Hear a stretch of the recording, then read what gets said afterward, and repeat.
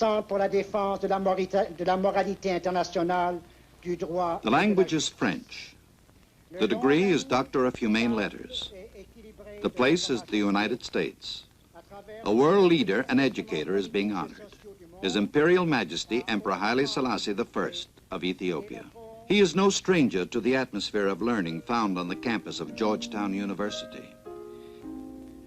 Here, students are in direct association with world-renowned scholars in the field of foreign affairs, the arts, and the humanities. Here, the inquiring mind finds nourishment.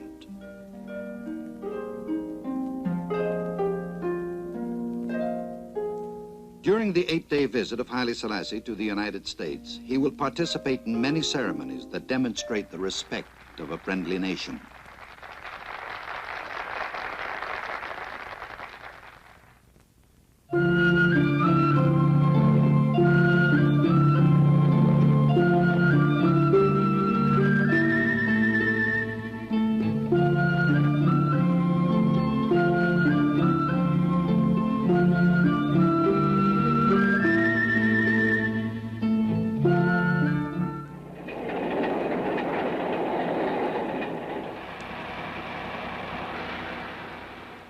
A train with several private cars carries the Emperor and his official party swiftly to Washington, D.C., the nation's capital.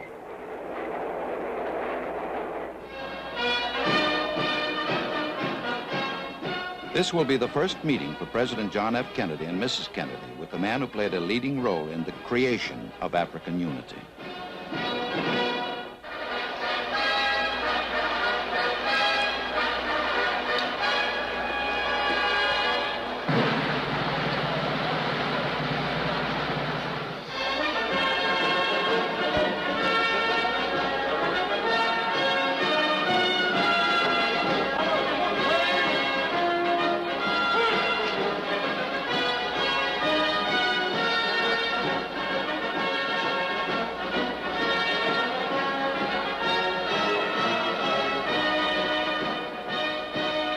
Ladies and gentlemen, I know I speak in behalf of all of my fellow Americans in welcoming His Imperial Majesty back to the United States.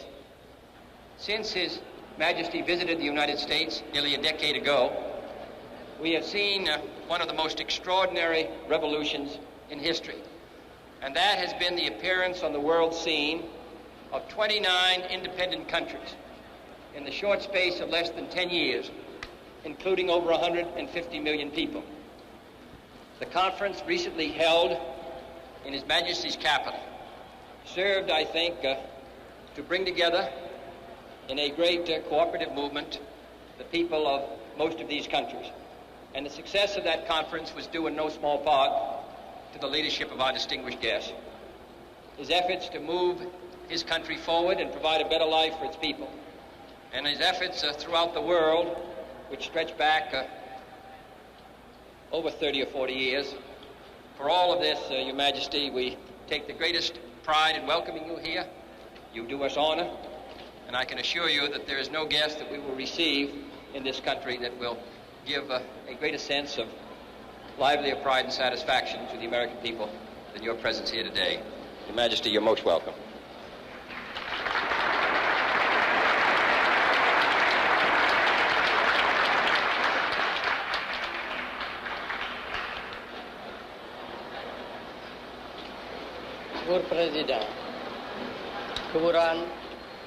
Mr. President, Mrs. Kennedy, Your Excellencies, ladies and gentlemen, I am deeply touched by the generous words of welcome which you have addressed to me, Mr. President, and by the warmth with which the American people have greeted me during the few short hours I have been in the United States. In the decade which has elapsed since my first voyage to America, the face of the globe has been vastly altered. Africa and Asia have been transformed into continents whose people are almost entirely removed from the subjugated status which was the lot of so many of them but a few short years ago. As free men, we Africans are now seeking the unity and the oneness which will enable us to put our freedom to the best use. The service of the peoples of our continent, the defense of right and justice, the protection of the peace. የህዝባችን ኑሮ ደረጃ ተሻሽሎ ድህነትና ድንቁርና ከዓለም እንዲወገድ ቁርጥ ሀሳብ አድርገናል።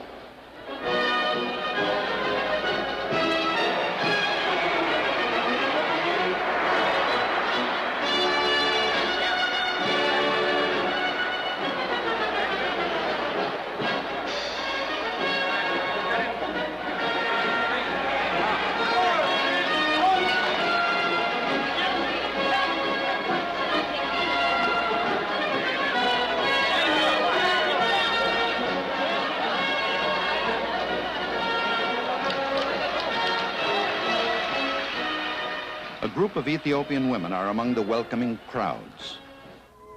The Emperor of Ethiopia has come to Washington to discuss important aspects of world peace and economic progress. He confers with President Kennedy on African problems and aspirations in these vital areas.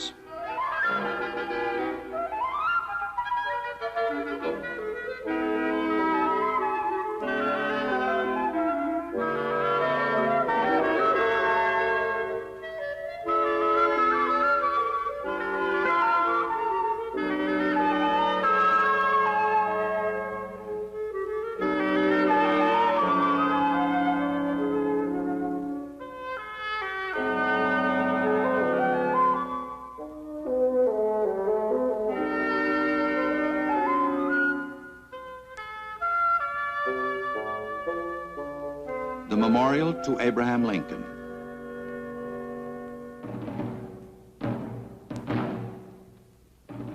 The Emperor and his party arrive at the Lincoln Memorial to place a silver wreath in honor of the American president, who is an international symbol of unity and freedom. President Kennedy's Secretary of Interior, Stuart Udall, accompanies the Emperor. Included in the Emperor's party are Ras Imru Haile Selassie, Ambassador Dinky, Ethiopian Ambassador to the United States, and Ambassador Corey, United States Ambassador to Ethiopia.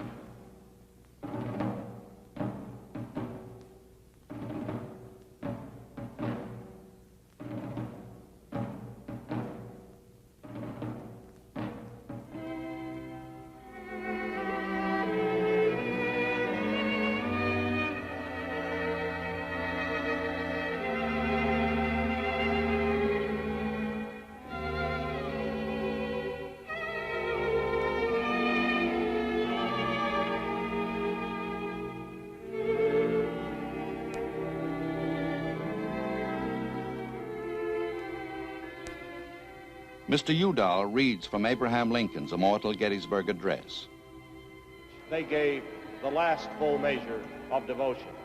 That we here highly resolve that these dead shall not have died in vain, that this nation under God shall have a new birth of freedom, and that government of the people, by the people, for the people, shall not perish from the earth.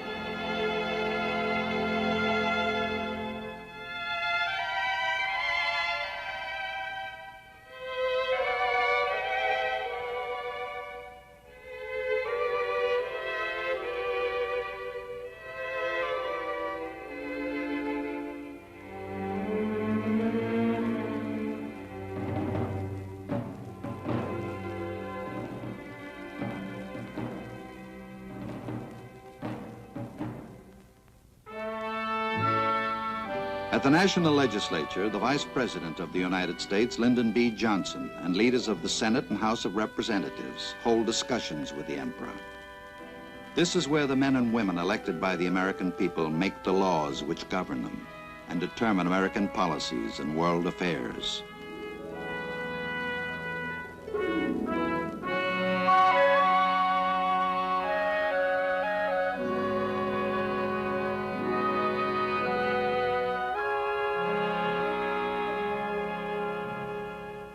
In the same room where President Kennedy holds his press conferences, the Emperor meets with over 500 representatives of the American and world press. He describes the purpose of his visit: to renew his acquaintance with our nation and to ensure that the ties of friendship which have linked the two countries over the years will be maintained and strengthened.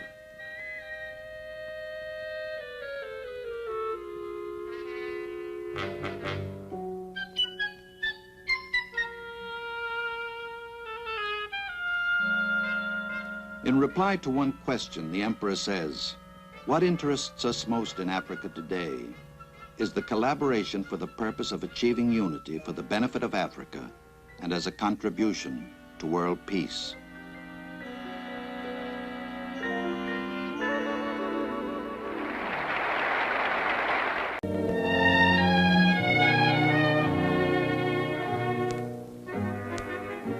Departing Washington, the Secretary of State, Dean Rusk, and Mrs. Rusk accompany the royal party to a heliport at the Naval Observatory near downtown Washington.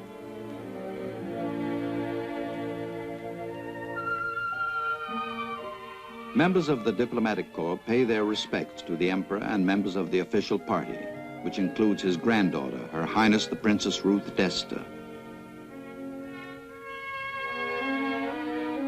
The first stage of the journey is aboard President Kennedy's helicopter to the airport, then on to New York City.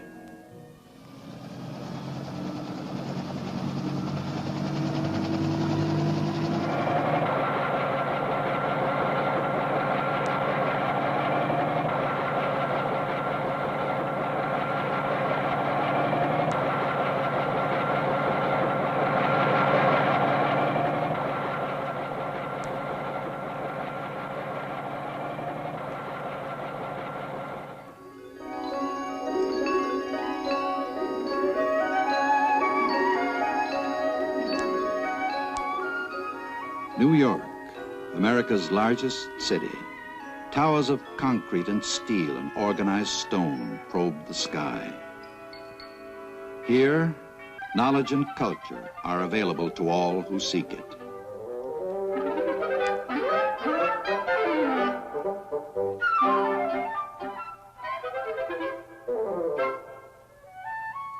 In libraries, in art museums,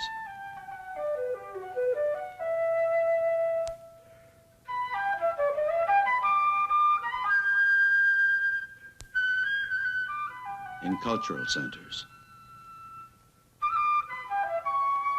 Here is the library of the famed Columbia University, where Princess Ruth and many other Ethiopians have studied.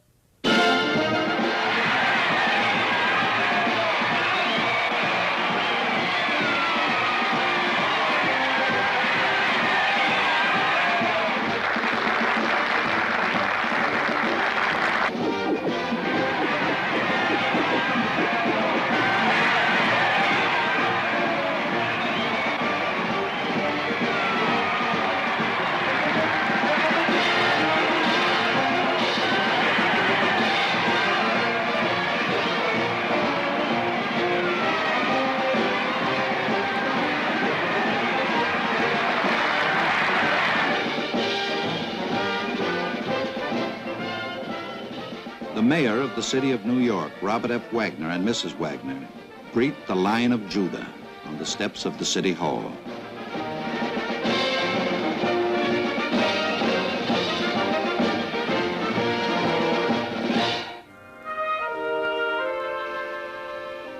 En route to the United Nations, where an open forum, nations can share the benefits of peaceful association.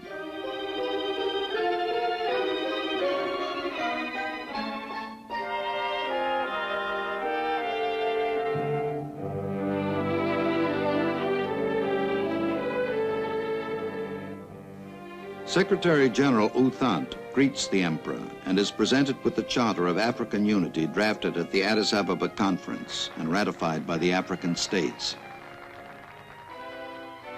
From the people of Ethiopia, a gift to the United Nations, a finely carved miniature of the great obelisk of Aksum, the ancient capital of Ethiopia.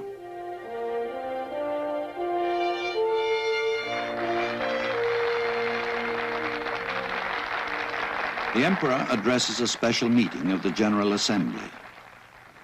ክቡር ፕሬዚዳንት፣ የተከበራችሁ መልእክተኞች፣ The Charter of the United Nations expresses the noblest aspirations of man, the abjuration of force in the settlement of disputes between states, The assurance of human rights and fundamental freedoms for all without distinction as to race, sex, language, or religion.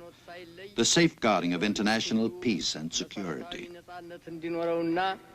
ሰብአዊ መብቱ እንዲጠበቅለት ለማረጋገጥ የዓለም ሰላምና ጸጥታ እንዲጠበቅ ለማድረግ የሚያስችሉትን የሰው ልጅ የሚመኛቸውን ከፍተኛ ዓላማዎች የያዘ ነው።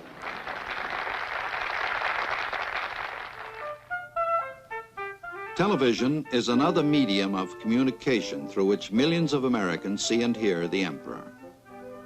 On a program devoted to current events, the sight and sound of free discussion is transmitted to the television audience.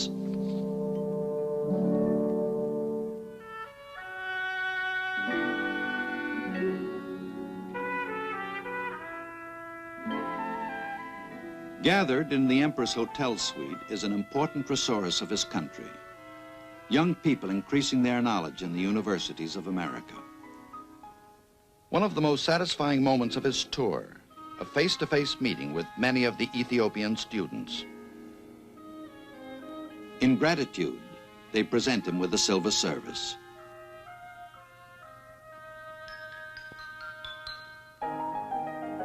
He thanks them and replies that the gift he wants most is unity of purpose, their cooperation in quickening the pace of Ethiopian development.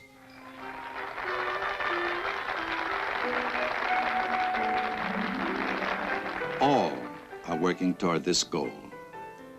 They include Ephraim Isaac, who conducts the Harvard Graduate School Chorus.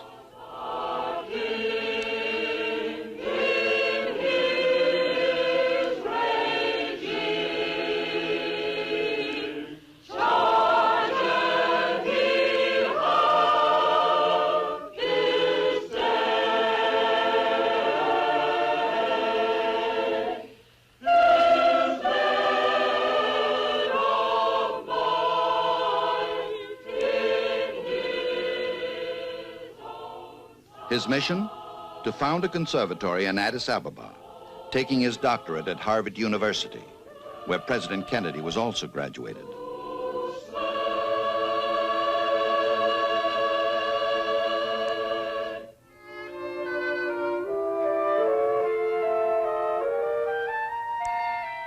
At Cornell University, Miss Abba Walda Rufael, a graduate nurse from Ethiopia, takes her degree in medical education so that she may go back to her country and instruct others how to teach this science.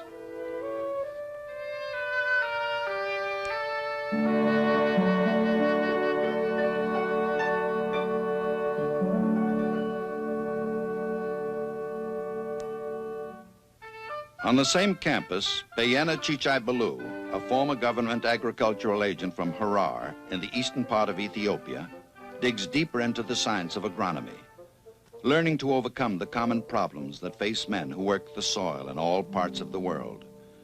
His specialty is animal husbandry. Laboratory and field experiments relate to the types of problems he will find in helping to attain greater yields from Ethiopian fields and livestock.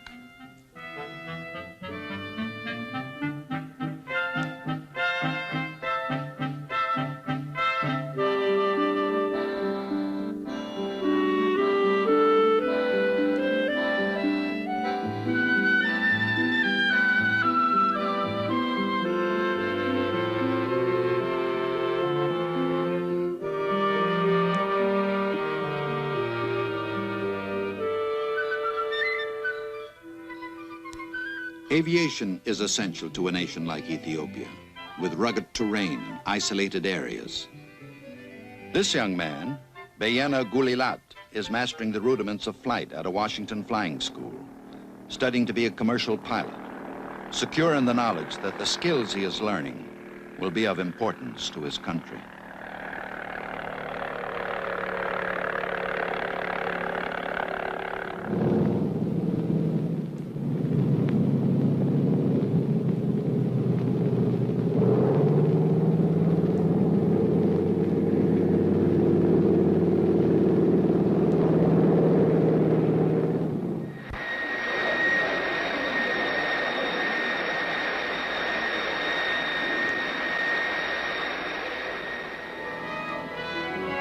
The knowledge and skills of America have been made available to these students through the dedication and foresight of their Emperor, Haile Selassie.